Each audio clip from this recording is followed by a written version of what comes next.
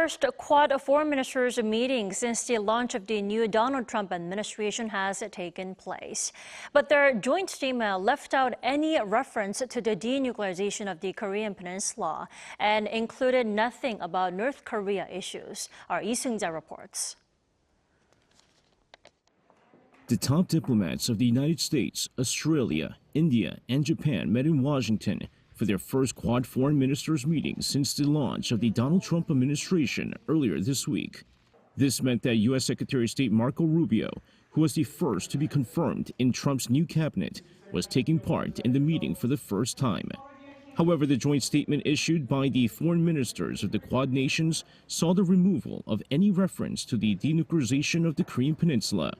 Instead, the top diplomats vowed to strengthen a free and open Indo-Pacific while opposing any unilateral actions that seek to change the status quo by force or coercion. It also did not mention China or North Korea by name. The latest joint statement is in stark contrast to the previous years, where the foreign ministers reaffirmed their commitment to the complete denuclearization of the Korean Peninsula.